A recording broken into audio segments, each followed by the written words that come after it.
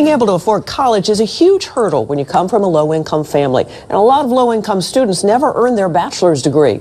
NYC Outward Bound schools are dealing with the problem, and they're having great success. I will be the first one to graduate high school and finish high school in my family. My mom is a home attendant. I don't think she finished high school either. I'm going to be the first child to leave for college. I'm stressing about the cost of college. I'm going to California. Probably more than any other factor, fear about college being affordable prevents many kids and their families from imagining that college could be for them. Just looking at the forms, it feels almost impossible to do alone. I was also first in my family to go to college. I know firsthand the obstacles and social supports that are needed for students to be successful and to persist all the way through college. My mom would always tell me, get a full scholarship, get a full scholarship.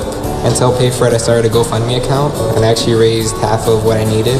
One thing that my mom loves to say to me is, don't fail yourself, let others fail you. Just because I just have to go into something and be positive. If I go in doubting myself, I'm not gonna succeed. I also made a documentary about just the cost of college and the fears around college. 30% of first-generation freshmen drop out of college, so this high school has its alumni mentor students all the way through college. We don't want our kids to feel like they're somehow straddling multiple worlds. Those tensions are the things that really add stress to students' experiences. For Bridget Cantor, coping with the loss of her father when she was just 9 is still an issue. I try helping my mother financially. I worked in an orthodontist office for 2.5 years, and now I work in retail in the city.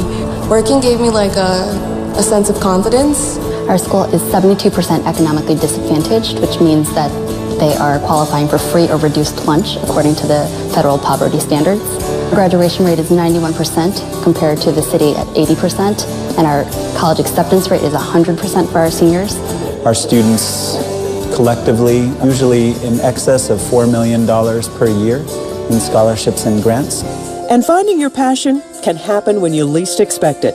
Lisbeth Lucero saw what Superstorm Sandy did to her housing project, and it changed her. It definitely makes me change my whole perspective on climate change and climate awareness. I've been to the People's Climate March. The best advice that I would give parents is to let the kids guide themselves. When students feel restricted to a certain path or a certain career, they can end up that the student is striving for something that they aren't passionate about. One thing I feel really passionate about is when people are exploited.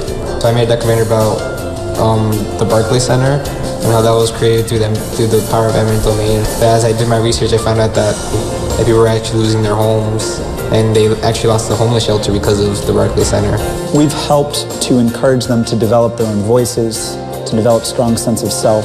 At Brooklyn Collaborative, I've done 2 teaching internships. I honestly just love to help the younger students out, but you just always have to remember who you are and what your strengths are.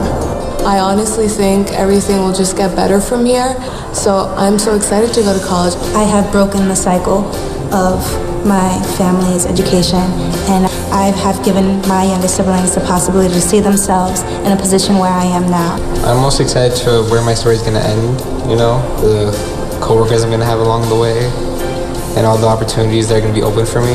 I really did it. At the beginning of the college process, I didn't think I would get into such a prestigious school like Pitzer, but I did, and that just means a lot to me. Way to go, Amanda.